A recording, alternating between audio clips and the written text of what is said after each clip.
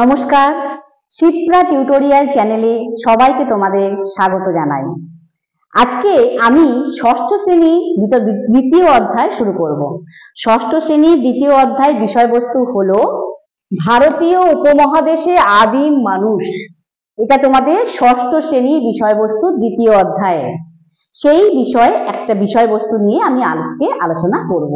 কাদের সম্পর্কে কথা বলবো? আদিম মানুষদের সম্পর্কে। এই আদিম মানুষ মানে আমাদের আগে যে সমস্ত মানুষরা ছিল, সভ্য হওয়ার আগে পুরোনো দিনে আমরা কেমন ছিলাম। আদিম মানুষ মানে তো আমাদেরই পূর্বপুরুষেরা, তারা কিভাবে ছিল, কেমন ছিল, ওই নিয়ে আজকে আমার আলোচ্য বিষয়বস্তু। আচ্ছা, এই বিষয়ে আলোচনা করার আগে বলি যে ইতিহাস মানে কি। ইতিহাস মানে কি আমি প্রথম অধ্যায়ে আলোচনা করার সময় বলেছি যে ইতিহাস হলো মানুষের অতীতের কাজকর্ম। ঠিক কথা। তাহলে এই যে মানুষ, এই মানুষের যে প্রাণী, এরা অন্যান্য প্রাণীদের থেকে আলাদা। কেন আলাদা? কারণ এদের শরীরে কিছু বৈশিষ্ট্য তাদের অন্যান্য প্রাণীদের থেকে আলাদা করে। আর এই বৈশিষ্ট্যগুলি লক্ষ লক্ষ বছর ধরে ধীরে ধীরে বদলের মাধ্যমে আমাদের শরীরে তৈরি হয়েছে। এই বৈশিষ্ট্যগুলি কি কি? এই বৈশিষ্ট্যগুলি হলো, যেমন ধরো দু পায়ে ভর দিয়ে সোজা হয়ে দাঁড়াতে পারা, এবং সেই পা দিয়ে হাঁটা, হাতের ব্যবহার করতে পারা, বা আমাদের যে একটা লম্বা মেরুদণ্ড আছে যার কারণে আমরা সোজা হয়ে দাঁড়াতে পারি, এটা, অথবা আমাদের মাথার খুলি, যে কঙ্কালের মধ্যে বিশাল বড় যে আমাদের মাথাটা আছে, মস্তিষ্ক, এই বৈশিষ্ট্যগুলো কিন্তু মানুষের সঙ্গে অন্যান্য প্রাণীর থেকে মানুষকে আলাদা করে। এই বৈশিষ্ট্যগুলি কিন্তু সহজে বদল হয়নি বা একদিনে তৈরি হয়ে যায়নি। আমরা এই সহজেই, আমি যে তোমাদের সঙ্গে কথা বলছি, এটা কিন্তু একদিনে হয়নি। আমাদের অনেক আগে আদিম মানুষেরা লক্ষ লক্ষ বছর ধরে বিভিন্ন বদলের মাধ্যমে এই পরিবর্তন হয়েছে। আচ্ছা, এই যে আদিম মানুষ এই পৃথিবীতে যখন অনেক পুরোনো দিনে মানে লক্ষ লক্ষ বছর আগে যে পৃথিবীর স্থলভাগ, এটা গভীর জঙ্গলে ঢাকা ছিল। আফ্রিকা মহাদেশের পূর্ব দিকেও এইরকমই ঘন জঙ্গলে ঢাকা ছিল। আফ্রিকাতেই তো সব থেকে বেশি জঙ্গল আছে, তাই সেখানে তখনও অনেক বেশি জঙ্গল ছিল।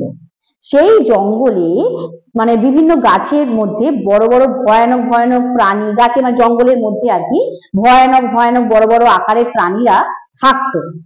আর কি থাকতো? গাছে গাছে বিভিন্ন পাখি, বানর ইত্যাদিও থাকতো।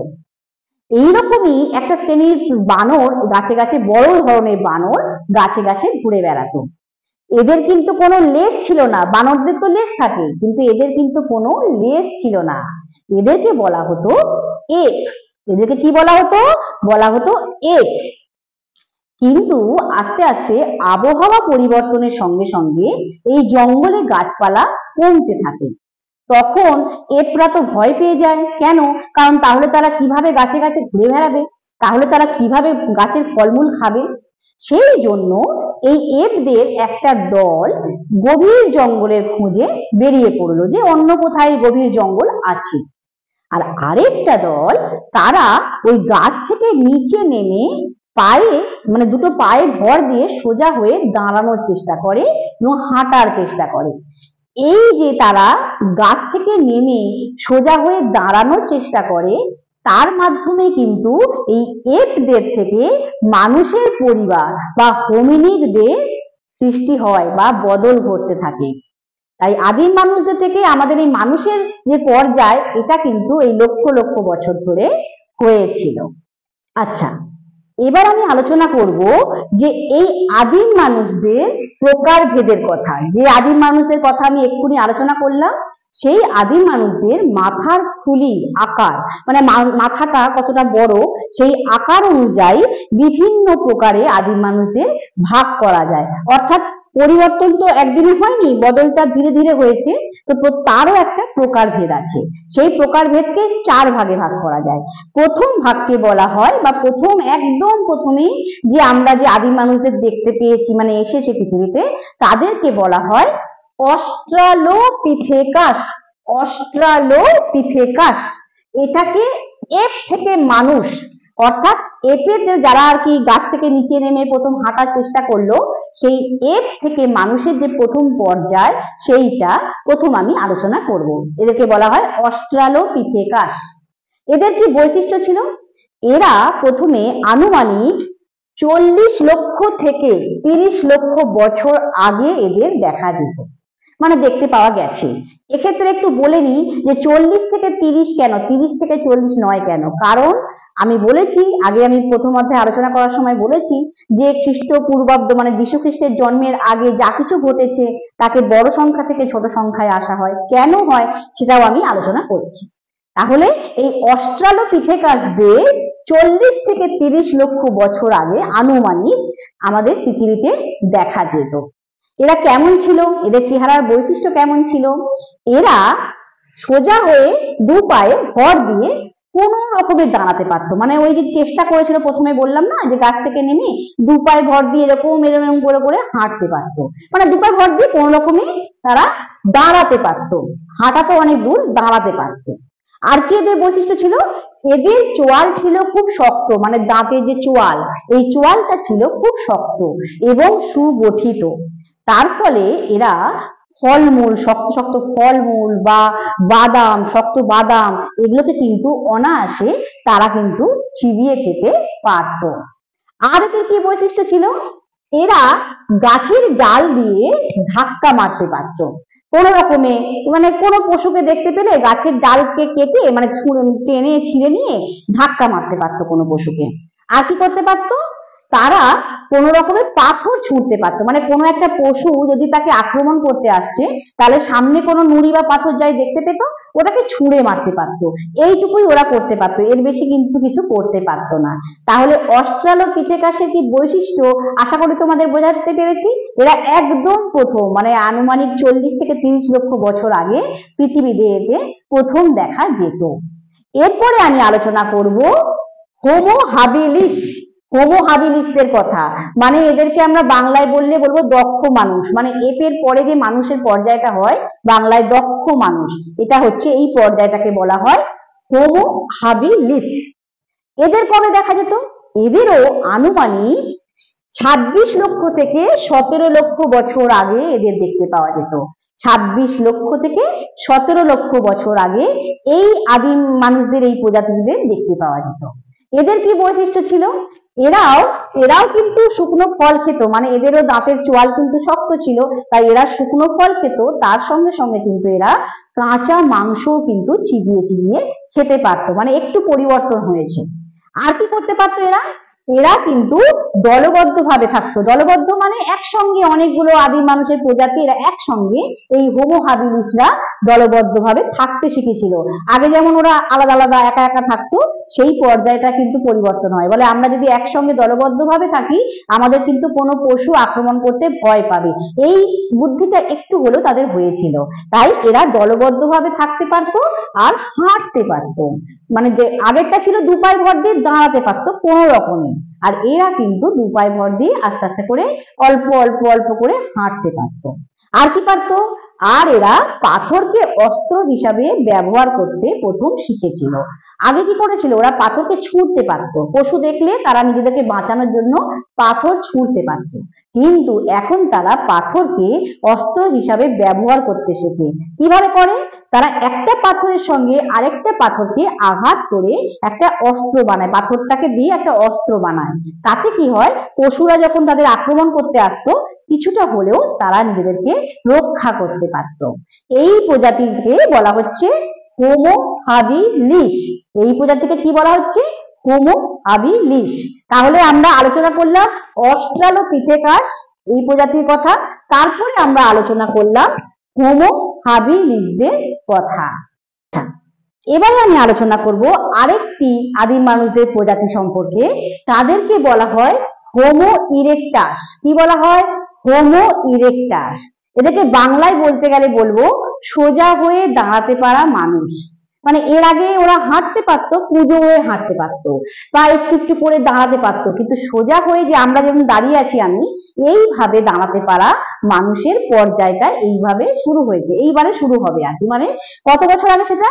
আনুমানিক 20 লক্ষ থেকে 3,50,000 বছর আগে এই আদিম মানুষদের প্রজাতিদের দেখতে পাওয়া যেত। কাদের দেখতে পাওয়া যেত? এই হোমো ইরেক্টাস প্রজাতি, এদেরকে দেখা যেত 3,50,000 মানে 20 লক্ষ, আনুমানিক 20 লক্ষ বছর আগে থেকে 3,50,000 বছর আগে এদের দেখতে পাওয়া যেত। এদের কি কি বৈশিষ্ট্য ছিল? এদের বৈশিষ্ট্য ছিল এরা কিন্তু দু পায়ে ভর দিয়ে সোজা হয়ে দাঁড়াতে পারত। প্রথম বৈশিষ্ট্য এদের এটাই ছিল। আর কি এদের বৈশিষ্ট্য ছিল? এরা দলবদ্ধভাবে গুহায় থাকতো, মানে এতদিন তারা একা একা থাকতো, এবারে কিন্তু দলবদ্ধভাবে একসঙ্গে যে গুহায় থাকতে হয়, একসঙ্গে থাকাটা উচিত সেটা তারা বুঝতে পারলো, তাই দলবদ্ধভাবে তারা গুহায় থাকতো। আর কি এদের বৈশিষ্ট্য ছিল? এরা শিকার করতে পারতো, মানে পশু শিকার করাটা শিখেছিল এই প্রজাতির, মানে যেহেতু ওরা সোজা হয়ে দাঁড়াতে পারলে তারা হাঁটতে পারতো, এবং তারা যেহেতু অল্প অল্প পাথরের অস্ত্রের ব্যবহার শিখেছিল আগের পর্যায়ে, তাই তারা শিকার করতে পারতো। আর কি পারতো? এরা আগুনের ব্যবহার শিখেছিল, খুবই গুরুত্বপূর্ণ একটা দিক। সভ্যতার মানে সব থেকে একটা বড় পদক্ষেপ, উন্নতির একটা বড় পদক্ষেপ হচ্ছে আগুনের ব্যবহার জানা। এই পর্যায়তেই কিন্তু মানে হোমো ইরেক্টাস প্রজাতিরাই কিন্তু প্রথম আগুনের ব্যবহার করতে শিখেছিল। আর কি তারা পারতো? তারা স্তর কাটা নুড়ি পাথরের হাতিয়ার বানাতে পারতো। স্তর কাটা মানে এই যে আগের প্রজাতিরা কি করতে পেরেছে, একটা পাথরকে আরেকটা পাথরে আঘাত করে অস্ত্র বানাতে পারতো। সেই একটা পাথরকে আরেকটা পাথরে মানে যখনই আঘাত করা হতো, পাথরগুলো খন্ড বিখণ্ড হয়ে যেত। তার ফলে কিছু কিছু ছুচালো মানে স্তরে স্তরে বিভিন্ন পাথরের জিনিস পাওয়া যেত, সেগুলোকেই তারা হাতিয়ার হিসেবে ব্যবহার করতো। ওগুলোকে দিয়েই পশুকে ছুঁড়ে মারতো, যাতে পশু আহত হয়ে যেত, তারা শিকার করতে পারতো। এইভাবে তারা কিন্তু পাথরের হাতিয়ার করতে পারত। এবং আরেকটা কি পারতো, শেষের দিকে তারা কিন্তু হাত কুঠার বানাতে শেখে। হাত কুঠার কিরকম দেখতে হয়? হাতে ধরে রাখবে, কাঠের গাছের ডাল দিয়ে কাঠ বানিয়ে সেখানে পাথরের ওই কুঠারটা, যেটা তোমরা তো নিশ্চয়ই জানো হাত কুঠার কেমন দেখতে হয়, ওই জিনিসটা কিন্তু এই হোমো ইরেক্টাস প্রজাতি আদিম মানুষেরা কিন্তু প্রথম ব্যবহার করতে শেখে। তাহলে হোমো ইরেক্টাস প্রজাতি কেমন ছিল, তাদের বৈশিষ্ট্য কি ছিল, আশা করি বোঝাতে পারলাম। এবারে আমি আলোচনা করব তোমাদের হোমো স্যাপিয়েন্স প্রজাতির কথা, অর্থাৎ বাংলায় যাদেরকে বলে বুদ্ধিমান মানুষ। এই আমরা, এই হোমো স্যাপিয়েন্স প্রজাতি কিন্তু আমরা সবাই কিন্তু এই হোমো স্যাপিয়েন্স প্রজাতি। এই আদিম মানুষদের কখন দেখা যেত? আনুমানিক 2,30,000 বছর আগে এদের অনুমান করছেন ঐতিহাসিকরা, এদের প্রথম দেখতে পাওয়া গেছে। মানে এতগুলি বদলের পরপর এই প্রজাতির আবির্ভাব ঘটেছে। এদের বৈশিষ্ট্য কি ছিল? এদের বৈশিষ্ট্য ছিল এরা প্রথম আগুনের ব্যবহার তো এরা করতে পারতো, কিন্তু সেই আগুনের আগের প্রজাতি শিখেছিল, সেই আগুনের ব্যবহারটাকে এরা কিভাবে করতে হবে নানাভাবে তারা আগুনের ব্যবহার করতে শিখেছিল। কারণ তারা দলবদ্ধভাবে একসঙ্গে তারা পশু শিকার করতে পারত। আর আগুনের ব্যবহারটা তারা করার পরে গুহার মধ্যে যে আগুন জ্বালিয়ে রেখে তারা বসবাস করবে, থাকবে, সেটা জানতে পারলো। আর দল বেঁধে পশু শিকার, এর আগের বারে ওরা মানে আগের প্রজাতি পশু শিকার করতে পারতো, কিন্তু দল বেঁধে কিন্তু ওরা পশু শিকার করতে পারতো না। এই প্রজাতি মানে হোমো স্যাপিয়েন্স প্রজাতি, এরা কিন্তু দল বেঁধে একসঙ্গে পশু শিকার করতে বেরোতো। এটা ওরা বুঝতে পারে যে একসঙ্গে যদি আমরা দল বেঁধে বেরোই, তাহলে কিন্তু যে কোনো মানে পশু, হিংস্র পশু ভয় পেয়ে যাবে, তাই তাদের সহজে পশু শিকার করাটা খুবই সহজ হবে। আর আগুনের ব্যবহার করতে পারার পরে কি হয়, গভীর জঙ্গলে তো ওরা থাকতো, তারা তো ঘন জঙ্গলে অন্ধকার, সেইখানে কিন্তু তারা ওই আগুনকে মশালের মতো ব্যবহার করে ওইগুলোকে হাতে নিয়ে তারা কিন্তু পশু শিকার করতে যেত, তাতে পশুরা ভয়ও পেত এবং তাদেরকে শিকার করতে সুবিধাও হতো। এটা এই প্রজাতি কিন্তু এই ব্যবহারটা শেখে। আর কি পারতো ওরা পশুর মাংস, যে পশুকে শিকার করে আনতো সেই পশুর মাংস তো আগে তারা কাঁচা খেত, যেই তারা আগুনের ব্যবহার শিখলো, তারা সেই মাংসকে পুড়িয়ে ঝলসে খেতে শিখলো। এটা একটা বিশাল কিন্তু পদক্ষেপ। আর যেটা তোমরা এখন বারবিকিউ খাও, খুব ভালো লাগে, তন্দুরি, যেটা চিকেন একটা তন্দুরি করে দেওয়া হলো, রোস্টেড করে দেওয়া হলো, সেই জিনিসটা কিন্তু অনেক বছর আগে আদিম মানুষেরা পশুর মাংসকে পুড়িয়ে খেতে প্রথম শিখেছিল। আর কি পারতো, পশুর চামড়াকে পরতো, যে পশুকে তারা শিকার করে আনতো সেই পশুর মাংস পুড়িয়ে খাওয়ার পর সেই চামড়াটা তো বের করে ফেলতো, সেই চামড়াটাকে রোদে শুকিয়ে সেটাকে গায়ে তারা পোশাক হিসাবে ব্যবহার করতে পারতো। কারণ তারা আস্তে আস্তে তাদের মধ্যে অনুভূতি আসতে থাকে, যে ঠান্ডা গরম এই অনুভূতিগুলো আসতে থাকে, তখন তারা ওই পশুর চামড়াটাকে গায়ে পোশাকের মতো করে পরতে শিখেছিল, যেহেতু ওরা বুদ্ধিমান মানুষ না তাই। আর কি পারতো, এরা তীক্ষ্ণ এবং ধারালো অস্ত্র ব্যবহার করতে শেখে। এতদিন পর্যন্ত অল্প অস্ত্র ব্যবহার করতে পারতো, এই এই প্রজাতি তারা কি করলো, পাথরে পাথরে ঘষা লেগে প্রচন্ড ধারালো করে যে আগের বারে ছুচালো ছুচালো পাথরের অস্ত্র ব্যবহার করতে পারতো, যাতে দূর থেকে কোনো পশুকে ছুঁড়ে মারলে সেই পশু আহত হতে পারতো। এটা কিন্তু এই প্রজাতি শেখে। আর কি পারে, তারা পারতো প্রথম বর্ষা জাতীয় অস্ত্রের ব্যবহার। বর্ষা কি তোমরা জানো? একটা লাঠির মধ্যে ছুঁচালো একটা পাথরের তীর ধনুকের তীরের মতো করা থাকতো, সেই লাঠির মধ্যে ওরা বেঁধে দিত, সেইটাকে দূর থেকে ছুঁড়ে মারলে পশু কিন্তু আহত হয়ে যেত। এই বর্ষার ব্যবহার কিন্তু তারা প্রথম করতে শেখেন। তাহলে হোমো স্যাপিয়েন্স প্রজাতি কি কি তারা করতে পারতো, সভ্যতা কতটা এগিয়ে গেল, এটা কিন্তু তোমাদের আশা করি বোঝাতে পারলাম। আফ্রিকা মহাদেশের ইথিওপিয়ায় হাদার নামে একটি জায়গা আছে। আফ্রিকা মহাদেশের ইথিওপিয়ায় হাদার নামে একটি জায়গা আছে, যেখানে 1974 খ্রিস্টাব্দে, বেশি দিন আগের ঘটনা নয়, 1974 খ্রিস্টাব্দে অস্ট্রালোপিথেকাস যে প্রজাতির কথা আমি প্রথমেই আলোচনা করেছি, সেই অস্ট্রালোপিথেকাস প্রজাতি একটি কঙ্কালের একটা অংশ, শরীরের একটা অংশ পাওয়া যায়। সেই কঙ্কালটিকে অনুমান করা হয় বা ঐতিহাসিকরা অনুমান করছেন যে এই কঙ্কালটি আনুমানিক 32 লক্ষ বছর আগে একটা ছোট মেয়ে, কঙ্কালটি দেখে বোঝা যাচ্ছে যে এটা একটা ছোট মেয়ের একটা কঙ্কালের অংশ। সেই কঙ্কালটিকে ঐতিহাসিকরা লুসি নাম দিয়েছেন। কি নাম দিয়েছেন? লুসি। এই লুসি বা এই কঙ্কালটির মাথার আকারটা কিন্তু অনেকটা বড় ছিল, তবে তখনকার সময় যে সমস্ত প্রাণীরা ছিল তাদের থেকে এর মাথার আকারটা অনেকটা বড় ছিল। আস্তে আস্তে পরবর্তীকালে অবশ্য আদিম মানুষদের মাথার খুলি বা আকারটা আস্তে আস্তে পরবর্তী পর্যায়ে বড় হতে থাকে, তো সেই সময় কিন্তু লুসির অনুপাতে মাথাটা অনেকটা বড় ছিল। এই হচ্ছে লুসির সম্পর্কে একটা ধারণা তোমাদের দিলাম, এটা তোমাদের কিন্তু প্রশ্ন আসতে পারে, তাই একটু আলোচনা করে দিলাম। তো এইভাবে আদিম মানুষরা বিভিন্ন ভাবে তাদের শরীরের বৈশিষ্ট্যগুলিকে বদলের মাধ্যমে তারা ধীরে ধীরে উন্নতির দিকে এগোয় এবং সভ্যতা অগ্রগতির দিকে এগোতে থাকে, এবং আস্তে আস্তে আমরা কিন্তু এই সভ্য মানুষে পরিণত হই। আশা করি তোমাদের বোঝাতে পারলাম আদিম মানুষরা কিভাবে আস্তে আস্তে ধীরে ধীরে পরিবর্তিত হয়ে সভ্য হয়েছে। এইখানে আজকে আমার আলোচনা শেষ করছি আদিম মানুষদের কথা সম্পর্কে, এবং আলোচনা শেষে সকল ছাত্রছাত্রীদের উদ্দেশ্যে আমি বলতে চাই যে শিক্ষা একটা আজীবন যাত্রা। মনে রাখবে যে শিক্ষা একটা আজীবন যাত্রা। এই যাত্রা পথে ধাপে ধাপে এগোনো উচিত, এবং তোমরা এই পথে এগোতে থাকো। আমি তোমাদের পথ দেখানোর জন্য অবশ্যই পাশে থাকবো। এখানেই আজকে আমার আলোচনা শেষ করছি, এবং যারা যারা এখনো শিপ্রা টিউটোরিয়াল চ্যানেলটি সাবস্ক্রাইব করোনি, সাবস্ক্রাইব করে নিও, এবং পাশে থাকা বেল আইকনটি অবশ্যই প্রেস করে দিও। এখানেই আমি আমার আলোচনা শেষ করছি। নমস্কার।